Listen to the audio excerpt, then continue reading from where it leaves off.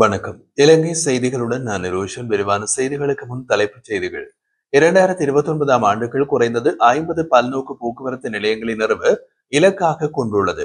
அமைச்சர் பிமல் ரத்நாயக்க தெரிவிப்பு. Cinnamon life வளாகத்தில் சொகுசு வீடு ஒன்றை வாங்கியதாக சமூக ஊடகங்களில் வெளியான குற்றச்சாட்டுகளை பொது பாதுகாப்பு பிரதியமைச்சர் சுனில் வட்டகல மறுப்பு.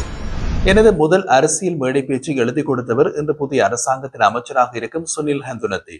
நாமல் ராஜபக்ச கருத்து. ஷிராந்தி ராஜபக்சவின் தலைமையில் செயல்பட்ட சிசிலிய திட்டம் தொடர்பான விசாரணைகள் மீண்டும் ஆரம்பம்.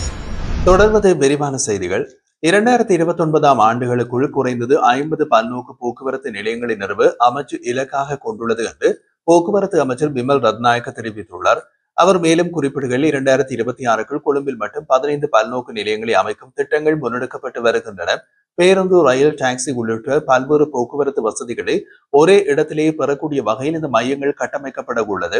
கொழும்பு உட்பட பல முக்கிய பேருந்து நிலையங்களை மேம்படுத்துவதே அமைச்சின் நோக்கம் என்றும் அமைச்சர் பிமல் ரத்நாயக்க தெரிவித்தார். புறக்கோட்டை மத்திய பேருந்து நிலையத்தின் நவீனமயமாக்கல் பணிகளை தொடங்கி வைக்கும் நிகழ்விலே அவர் இந்த கருத்துக்களை பகிர்ந்துள்ளார். ஜனாதிபதி அனுருகுமார் திசாநாயக்க தலைமையில் தொடங்கப்பட்ட இந்த திட்டத்தின் கீழ் புறக்கோட்டை மத்திய பேருந்து நிலையம் கிளீன் ஸ்ரீலங்கா தேசிய திட்டத்தின் கீழே ஒரு பகுதியாக 425 மில்லியன் ரூபாய் செலவில் புதுப்பிக்கப்பட்டு வருகின்றது. இது 8 மாதங்களில் நிறைவடையும் என்றும் எதிர்பார்க்கப்படுகிறது. சமூக ஊடகங்களில் சினமன் லைஃப் வளாகத்தில் சொகுசு வீடு ஒன்றை வாங்கியதாக வெளியான குற்றச்சாட்டுகளை பொது பாதுகாப்பு பிரதியமைச்சர் சுனில் வட்டகல கடுமையாக மறுத்துள்ளார். அவர் மேலும் தெரிவித்த போது இந்த குற்றச்சாட்டுகள் முற்றிலும் ஆதாரமற்றவை மட்டுமல்லாமல் தனது நற்பெயருக்கு சேதம் விளைவிக்கும் நோக்கத்துடன் பரப்பப்பட்டவை. தனது சொத்துக்கள் மற்றும் பொறுப்புகள் அனைத்தும் சட்டப்படி தேவையான முறையில் அதிகாரப்பூர்வமான சொத்து வெளிப்படுத்தல்களில் ஏற்கனவே அறிவிக்கப்பட்டுள்ளதாக அவர் வலியுறுத்தியுள்ளார். மேலும் இந்த பொய்யான குற்றச்சாட்டுகள் தொடர்பாக குற்றப்புலனாய்வு பிரிவிடம் முறைப்பாடு செய்யப்படும் நடவடிக்கைகள் மேற்கொள்ளப்பட்டு வருவதாகவும் கூறினார். தவறான தகவல்களை பரப்பியவர்களுக்கு எதிராக நஷ்டஈடு கோரி சிவில் வழக்குகள் தொடரப்படும் என்றும் குறிப்பிட்டுள்ளார். அதனைத் தொடர்ந்து கருத்து சுதந்திரத்தை நான் மதிக்கின்றேன், ஆனால் அது உரிமையினை தீங்கு விளைவிக்கும் அல்லது ஆதாரமற்ற குற்றச்சாட்டுகளை பரப்புவதற்கு பயன்படுத்தப்படக்கூடாது என்றும் அமைச்சர் சுனில் வட்டகல தெரிவித்திருந்தார். அவரின் கூற்றுப்படி உண்மைக்கு புறம்பான இத்தகைய குற்றச்சாட்டுகளுக்கு சமூக நம்பிக்கையும் அரசியல் பண்பாட்டையும் பாதிக்கக்கூடும் என்பதால் அவரின் சட்ட ரீதியாக சவாலுக்கு உட்படுத்துவதே சரியான வழிமுறை என்றும் தெரிவித்துள்ளார். எனது முதல் அரசியல் மேடை பேச்சை எழுதி கொடுத்தவர் என்று புதிய அரசாங்கத்தில் அமைச்சராக இருக்கும் சுனில் ஹந்துனத்தி என்று நாமல் ராஜபக்ச தெரிவித்தார். சமூக வலைதளம் ஒன்றுக்கான நேர்காணலில் கருத்து வெளியிட்ட அவர் 2005ஆம் ஆண்டு ஜனாதிபதி தேர்தலின் போது ஹெஸ்வேவ பிரச்சார கூட்டத்திற்காக அவர் எழுதி கொடுத்த உரையையே நான் மேடையில் பேசினேன் என்று கூறினார். அவர் தொடர்ந்தும் தெரிவித்த போது எனது தந்தையின் மிக நெருக்கமாக அரசியலில் ஈடுபட்டவர்கள் மைத்ரிபால சிறிசேன மற்றும் டலஸ் அழகப்பெரும. ஆனால் அவர்கள் பிரிந்து சென்ற பின் மஹிந்த ராஜபக்ச அரசியல் வாழ்க்கையை அவரது மகன்கள் பாதித்ததாக குற்றம் சாட்டினர். இந்த நிலையில் அவர்கள் எடுத்த அரசியல் முடிவுகளுக்கான காரணத்துக்காக எங்களை குற்றம் சாட்டுவது முறையற்றது. எங்கள் குடும்பத்தில் எந்த உட்கட்சிகள் சிக்கலும் இல்லை. எப்போதும் போல நாங்கள் ஒற்றுமையாகவே செயல்படுகின்றோம். இன்று என் தந்தையிடம் நாமலை பற்றி கேட்டால் அவனை நான் கைவிட்டு விட்டேன் என்பார். ஏனெனில் நான் அரசியலை தனியாக கற்றுக்கொள்ள வேண்டும் என்ற நம்பிக்கை அவரிடம் இருந்தது என்று நாமல் விளக்கம் அளித்துள்ளார். மேலும் எங்களை பற்றி குறை கூறுபவர்கள் எங்களை நன்கு அறியாதவர்கள். ஆனால் நாங்கள் 100% குறைபடாதவர்கள் என்று நான் சொல்லவில்லை. நாடாளுமன்றத்தில் உள்ள பலரும் தந்தையின் வழியில் வந்தவர்களே. நானும் என் தந்தையின் வாக்குப்பலத்தால் நாடாளுமன்றம் சென்றேன். ஆனால் அதை நிலைநிறுத்துவதில் தான் எனது திறமை வெளிப்படுகிறது என்றார். எனது அரசியலில் தலைவர்களின் உணர்ச்சிகளை பாதிக்கக்கூடிய குற்றச்சாட்டுகள் குடும்ப உறுப்பினர்கள் மீதே சுமத்தப்படுகின்றது. கடந்த அரசாங்க காலத்தில் எனது தம்பி சிறையில் அடைக்கப்பட்டார்.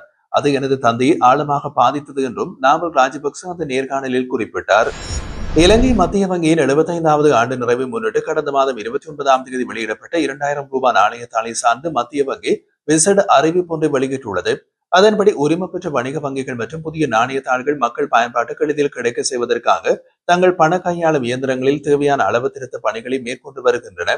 இந்த செயல்முறையின் முன்னேற்றத்திற்கு அமைவாக புதிய நாணயத்தாள்கள் படிப்படியாக உரிமை பெற்ற வணிக வங்கிகள் மூலம் புழக்கத்திற்கு விடப்படும் என்று மத்திய வங்கி தெரிவித்துள்ளது.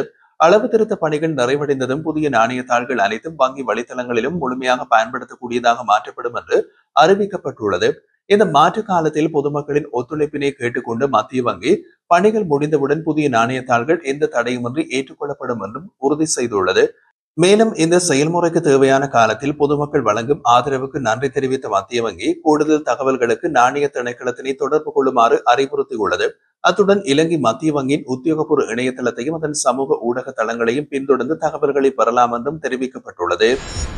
கடந்த ஆட்சிக்கால முறைகேடுகள் தொடர்பாக முன்னாள் ஜனாதிபதியின் செயலாளர் லலித் வீரதுங்கவிடம் குற்றப்புலனாய்வு திணைக்களம் விசாரணைகளை நடத்த உள்ளது.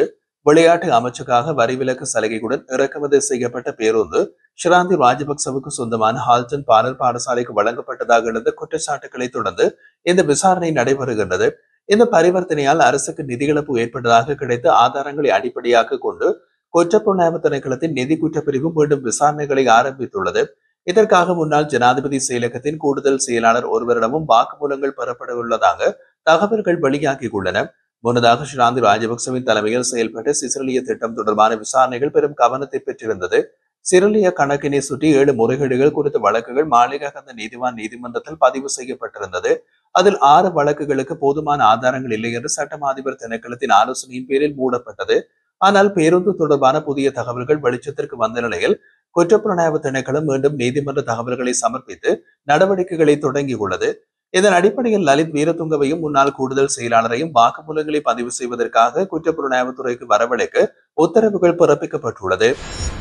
ஹம்பாந்தோட்டையில் உள்ள ஒரு அடுக்குமாடி குடியிருப்பில் இயங்கி ஐஸ் போதைப்பொருள் உற்பத்தி தொழிற்சாலையை களத்துறை குற்றப்பிரிவு வெளிச்சத்திற்கு கொண்டு வந்துள்ளது. சோதனையின் போது ஐஸ் உற்பத்திக்கு பயன்படுத்தப்பட்டதாக சந்தேகிக்கப்படும் உபகரணங்கள், ரசாயனங்கள் மற்றும் போதைப்பொருளை எடுத்துச் செல்ல பயன்படுத்தப்பட்டதாக நம்பப்படும் வாகனம் ஒன்றையும் அதிகாரிகள் பறிமுதல் செய்துள்ளனர். மொத்தம் 52 லிட்டர் ரசாயனங்கள் அடங்கிய 14 கேன்கள் போதைப்பொருள் தயாரிப்பில் பயன்படுத்தப்பட்டதாக கருதப்படும் பல்வேறு உபகரணங்களும் கைப்பற்றப்பட்டுள்ளது. இந்த சம்பவம் தொடர்பாக வெள்ளவாயுவை சேர்ந்த 20 வயதான இளைஞர் ஒருவர் கைது செய்யப்பட்டுள்ளார். அவர் சமீபத்தில் கைது செய்யப்பட்ட பாதாள உலக குழு உறுப்பினர் சுரங்காவின் நெருங்கிய துணைவர் என்று அடையாளம் காணப்பட்டுள்ளார். சந்தேக நபர் என்று பாணந்துறை நீதிவான் நீதிமன்றத்தில் ஆஜர்படுத்தப்படுகிறார். இந்தோனேஷியாவில் பாதாள உலக குழுவினரால் கைது செய்யப்பட்டதை அடுத்து இலங்கையில் அதிகாரிகள் கண்டுபிடித்து அண்மைய ஐஸ் உற்பத்தி தொழிற்சாலை இதுவாகும். முன்னதாக நுரலியா, மித்தேனிய, நெட்டோல்பிட்டிய மற்றும் கந்தான பகுதிகளிலும் இதுபோன்ற தொழிற்சாலைகள் கண்டுபிடிக்கப்பட்டமை குறிப்பிடத்தக்கது. சிறையில் அடைக்கப்படுபவர்களின் எண்ணிக்கையை குறைப்பதே அரசாங்கத்தின் முக்கிய இலக்காக இருக்க வேண்டும் என்று நீதி மற்றும் தேசிய ஒருங்கிணைப்பு அமைச்சர் சட்டத்தண்ணி ஹர்சன நாணயக்கார குறிப்பிட்டுள்ளார். அவர் சமீபத்தில் நடைபெற்றிருந்த 27வது கைதிகள் தின விழாவில் பங்கேற்று உரையாற்றிய போது கைதிகளுக்காக கைதிகள் நலச்சங்கம் வழங்கும் சேவைகள் பாராட்டத்தக்கவை என்றும் சிறைகளில் தற்போது காணப்படும் அதிக நெரிசலை குறைத்து தேவையான அடிப்படை வசதிகளை வழங்குவது அரசின் பொறுப்பாகும் என்றும் குறிப்பிட்டுள்ளார். மேலும் சிறையில் அடைக்கப்படுபவர்களின் எண்ணிக்கையினை குறைப்பதோடு மட்டுமல்லாமல் கைதிகளின் மனித உரிமைகளை பாதுகாக்கும் சூழலை உருவாக்குவது மிக அவசியம் என்றும் அவர் வலியுறுத்தினார். சட்டத்தின் முன் அனைவரும் சமம். சட்டத்தின் மேலாதிக்கத்தை நிலைநிறுத்துவதன் மூலம் மட்டுமே உண்மையான சமத்துவ சமுதாயத்தை உருவாக்க முடியும் என்றும் அமைச்சர் அந்த வேளை சுட்டிக்காட்டினார். இதேவேளை கைதிகள் நல தினத்தினை முன்னிட்டு நாட்டின் 28 சிறைச்சாலைகளிலும் கைதிகளுக்கான ஆன்மீகம், விளையாட்டு, சுகாதாரம், கலாச்சாரம் மற்றும் சட்ட ஆலோசனை தொடர்பான பல்வேறு திட்டங்கள் நடைமுறைப்படுத்தப்பட்டுள்ளது.